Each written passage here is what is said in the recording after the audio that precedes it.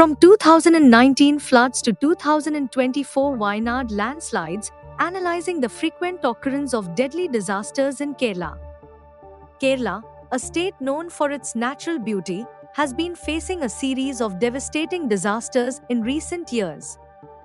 The severity and frequency of these events have raised concerns about the region's vulnerability and prompted the need for a deeper understanding of the factors contributing to these disasters. One of the most catastrophic events in recent history was the 2018 floods, which brought immense destruction and claimed the lives of 483 people.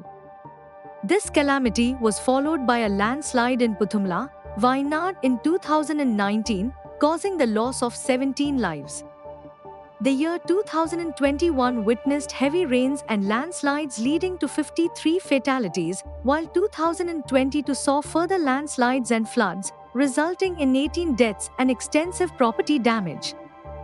Notably, between 2015 and 2022, Kerala recorded the highest number of landslides in the entire country, emphasizing the ongoing struggle the region faces in mitigating natural disasters. The recent devastating landslide in Wayanad district, Kerala, has claimed over 100 lives and left more than 100 people injured.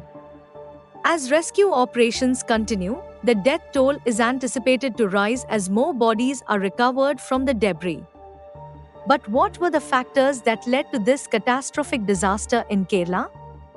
Climate experts attribute the landslide to exceptionally heavy rainfall, directly influenced by the warming of the Arabian Sea. S. Abhilash, director of the Advanced Center for Atmospheric Radar Research at Cochin University of Science and Technology, CUSAT, provides insights into the situation. He explains that the monsoon offshore trough has been affecting the Konkan region, including districts like Kasargod, Kannur, Wayanad, Calicut, and Malappuram, for the past 2 weeks, leading to soil saturation. This saturation ultimately triggered the landslide.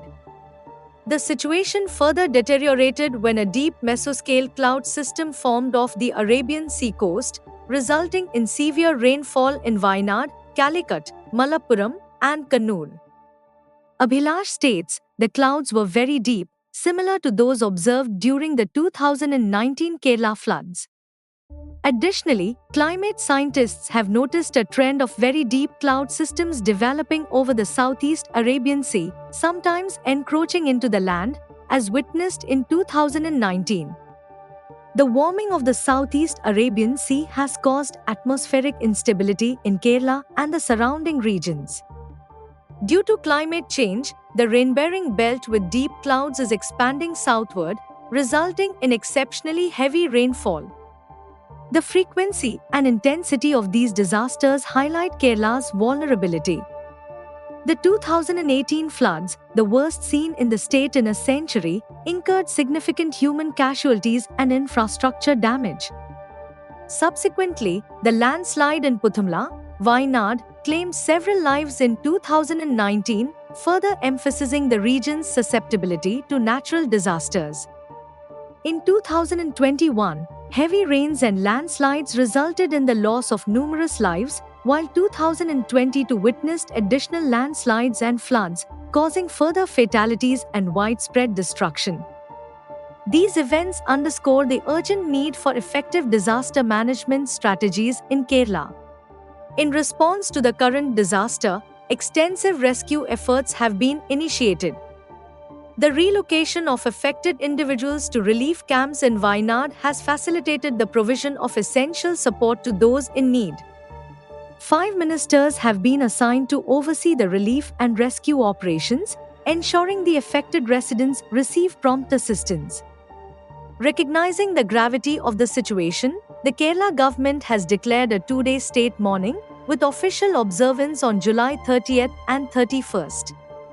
As a mark of respect, the national flag will be flown at half-mast, and all public events and celebrations during this period have been cancelled, as announced by Chief Secretary V. Venu. The ongoing rescue operations involve a coordinated effort by 300 personnel, including teams from the National Disaster Response Force, NDRF, Indian Army, and Indian Air Force (IAF) helicopters. These efforts are aimed at evacuating trapped individuals and recovering bodies from the debris. The Chief Minister of Kerala has assured that all necessary arrangements are in place to provide the best possible treatment to the injured. While Kerala faces the immediate challenges of rescue, relief, and recovery, the occurrence of recurrent disasters necessitates a long term approach to disaster management. By understanding the factors contributing to these events and implementing proactive measures, Kerala can strive towards a safer, more resilient future.